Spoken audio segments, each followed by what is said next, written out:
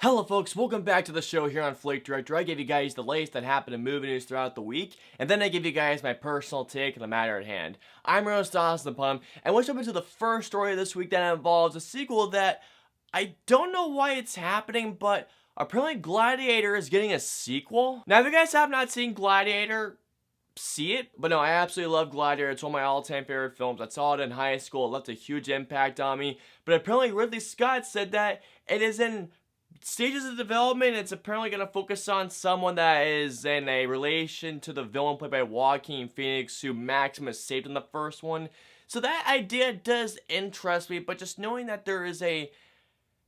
Why is there a sequel to Gladiator out of all things? Seriously. Out of all things to make a sequel, Gladiator is really not the thing I thought. I mean, especially knowing how many projects that Ridley Scott has in development. Like, he's directing a TV series, he's reteaming with Drew Goddard to make another book adaptation, and he's gonna make another film afterwards. So knowing how busy Ridley Scott is, this is not going to be happening for a very long time. I mean, I am slightly curious because I love Gladiator and it's one of my all-time favorite films, but at the same time, I'm just like, why?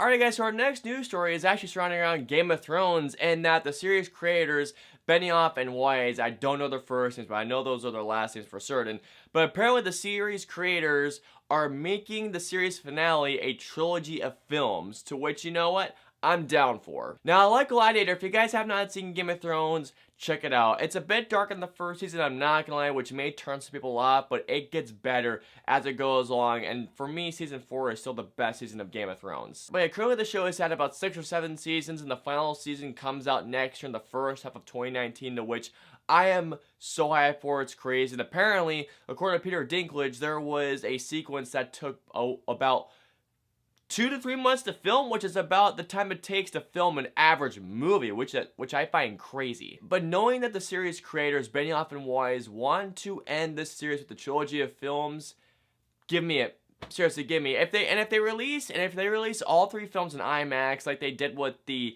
season 4 finale of Game of Thrones, which I'm bummed I didn't get to see because those episodes were incredible. But yeah, if HBO does happen to have another IMAX partnership for this, I'm going to be more than thrilled because I love Game of Thrones to death. And honestly, if the series finale happens to be what I think it is, then it's going to be my favorite TV show of all time. Better than Breaking Bad, if you ask me. Yes, I like Game of Thrones more than Breaking Bad. You heard me, guys. Even though I love Breaking Bad, don't get me wrong. But I'm so damn hyped to see what Game of Thrones does for the series finale. And I want the trilogy of films. Seriously, give me that stuff.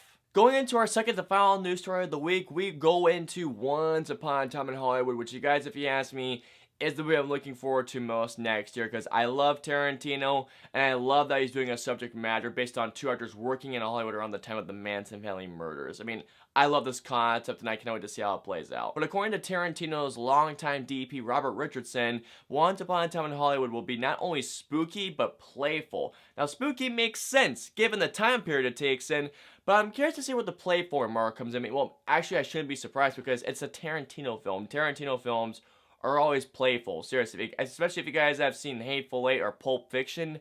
Wow, or Inglourious Basterds for that matter too. I am so darn excited for Once Upon a Time in Hollywood. I love Tarantino as a filmmaker. I have loved all his films, and I'm actually one of the people who did not mind Death Proof. I mean, sure, it's his weakest film for certain, but I don't think it's horrible like other people have been saying.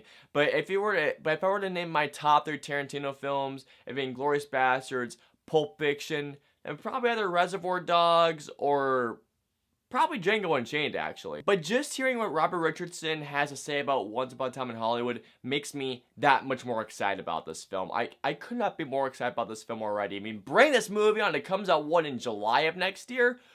Oh, bring it on already. Going into our final news story of the day, this is some very interesting news to say the least, because I love this director right here, given what he's done in the past, but I'm curious to say the least, but the director of It and Mama, Andy Muschietti, I believe that's how you pronounce his name, has been selected to helm the live-action American adaptation of Attack on Titan. Now, if you guys have not seen Attack on Titan, which by the way is an amazing anime series, I need to catch up to it, I'll give you guys a little synopsis. So basically, these people live in this very big town, almost like in a castle-like area, and they're these army soldiers that are trying to defend this town against flesh-eating titans, and these things are huge.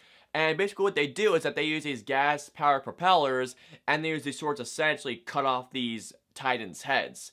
And it's a really fun and a really gory series. Seriously, I mean, the series is a lot of fun if you guys haven't seen it. It piques my curiosity because I love Attack on Titan, but when it comes to Americanized versions of anime, it hasn't been doing so well. Seriously, I mean, you look at films like Dragon Ball. Sorry, anytime I hear that name, I can't do it. But no, I like Andy Muschietti's past work. I mean, I love the first chapter of it, and I'm very excited to see what he's going to do with chapter 2, which comes out next year.